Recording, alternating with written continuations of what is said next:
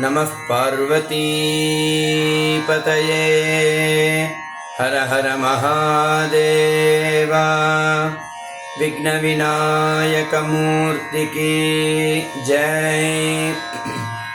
ஆதிபராசக்தி மாதா கி ஜெய். கல்யாணம் தததம் கடாக்ஷலவதः भक्ताय हत्वारि पूने. कल्याणाचल कार्मुकस्य तनुजं कारुण्यपाथो निधिं. कल्याणाकृतिमव्ययं गिरिसुता प्रेमास्पदं पावनं. कल्याणाय भजेनुजं गणपतेः श्रीदेवसेनापतिम्. பரம கருணாமூர்த்தியான கணநாயகனுடைய கணநாதருடைய ஜெயந்தியாக விநாயக சதுர்த்தி அப்படின்னு ரொம்ப விசேஷமாக விமர்சையாக நம்ம கொண்டாடிட்டு வந்துட்டுருக்கோம். விக்னேஷா அப்படின்னாக்க நமக்கு வரக்கூடிய இடையூறுகளை போக்குபவர்களுக்கு விக்னேஷன் அப்படின்னு பேர். அதனால தான் ஒவ்வொரு கர்மா ஆரம்பிக்கும் பொழுதும் விக்னேஸ்வர பூஜாம் கிருத்வா அப்படின்னு முதல்ல போடுறதே விக்னேஸ்வர பூஜாம் கிருத்வா அப்படின்னு தான்.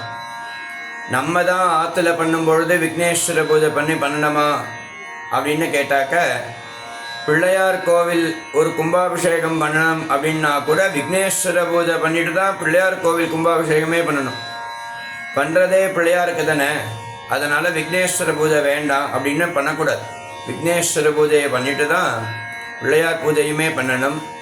பார்வதி கல்யாணத்தில் விக்னேஸ்வர பூஜையை பண்ணிட்டு தான் சங்கல்பமே பண்ணிண்டான்னு ஸ்காந்தம் கூறுகிறது.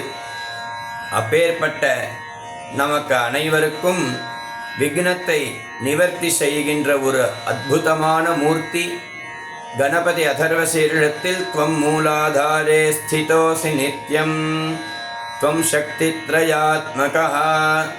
நீதான் மூலாதாரத்தில் இருக்க, நீதான் 3 விதமான சக்தி த்ரயாத்மகாவா, நீதான் 3 விதமான சக்தியாகவும் இருக்க.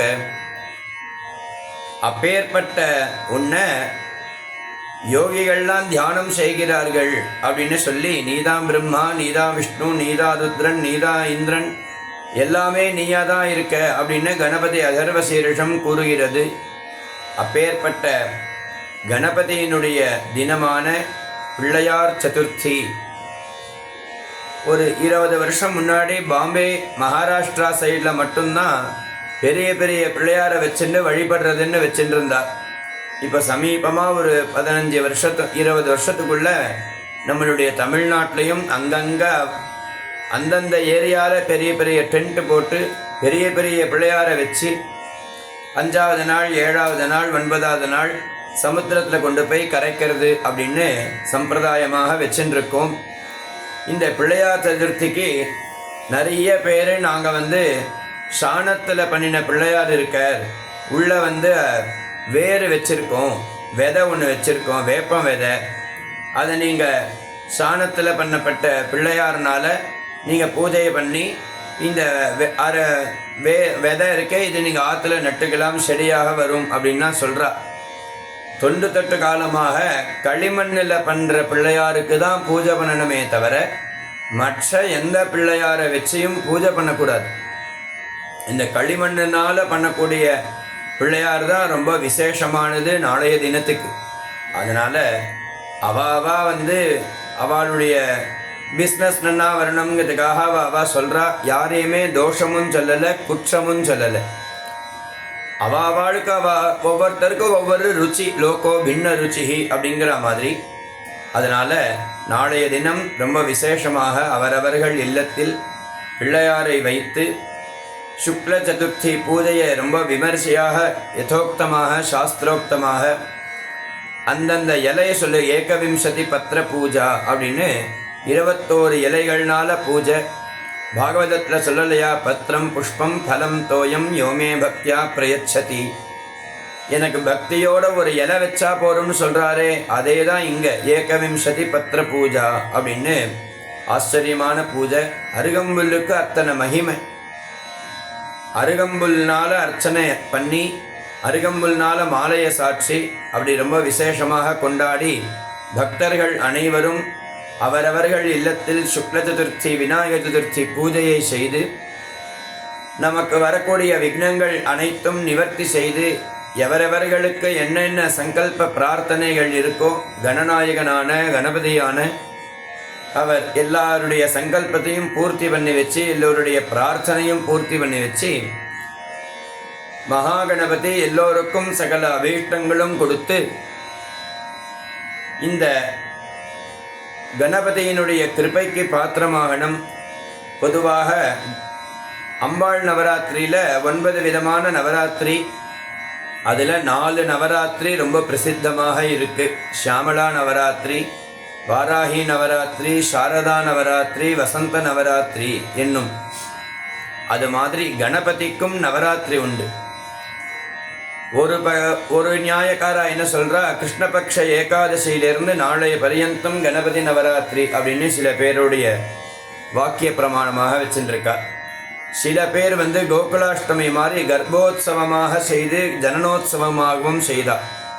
அதனால நாளையிலிருந்து ஜனனோத்சவமாக, அதாவது பிள்ளையார் நம் இல்லத்தில் பிறந்து அந்த சந்தோஷத்தில் நம் நவராத்திரியாக கொண்டாடுகிறோம் என்று பிள்ளையார் சதுர்த்தியிலிருந்து 9 நாள் நவராத்திரி. புருஷர்கள் அனைவரும் சதுராவர்த்தி தர்ப்பணம் செய்யக்கூடிய ஒரு தர்ப்பணம் ரொம்ப விசேஷமானது. நம்மளுடைய கடன்கள்லாம் நிவர்த்தி பண்ணக்கூடியது, ரிணபாதைகள்லாம் நிவர்த்தி ஆகும். எல்லோராலும் அதை செய்ய முடியுமான்னு கேட்டாக்கா சாத்தியமில்லை. அதனால் யார் எங்கே பண்ணுறாலோ அவள்கிட்ட நம்ம அந்த தர்ப்பணத்தில் கலந்துண்டு நித்தியபடியே 9 நாளும் 444 தர்ப்பணங்கள். ஸ்ரீம் ஹ்ரீம் க்ளீம் க்ளோங்கம் கணபதையே வரவரத சர்வதனமே வசமானய ஸ்வான்னு சொல்லக்கூடிய மூல மந்திரத்தினால முதல்ல 3 தர்ப்பணம். ஸ்ரீம் தர்ப்பயாமி அப்படின்னு 3 தடவை, அப்புறம் ஹ்ரீம் தர்ப்பயாமி. அதுக்கப்புறம் கணபதி ஆவரணத்தில் உள்ள தேவதைகள்லாம் ஒரு தர்ப்பணமாக மொத்தம் 444 தர்ப்பணம், சதுராவர்த்தி தர்ப்பணம். இது புருஷர்கள் செய்ய வேண்டியது. ஸ்திரீகள் செய்ய வேண்டியது பிள்ளையாருக்கு அஷ்டோத்திரம் செய்து அன்னைக்கு நிவேதனம் செய்து பிரார்த்தனை செய்து எல்லோருக்கும் சகல மனோபீஷ்டங்கள் பூர்த்தியாகி எல்லாம் வல்ல கணநாயகர் நமக்கு சகல அபீஷ்டத்தையும் கொடுத்து தீர்காயுசு, பூர்ண ஆரோக்கியம், மனசாந்தி, புத்திர சந்தான பாக்கியங்கள் கொடுத்து அஷ்டைஸ்வரியத்தை கொடுத்து எல்லோருக்கும் சகலவிதமான க்ஷேமங்களும் கொடுத்து மகாகணபதி எப்போதும் நமக்கு சௌக்கியத்தையே கொடுக்கணும்னு நானும் மகாகணபதியை பிரார்த்தனை பண்ணிக்கிறேன். விக்ன விநாயக மூர்த்திக்கு ஜெய். நம பார்வதி பதயே. ஹர ஹர மகாதேவ. ஆதிபராசக்தி மாதா கி ஜெய்.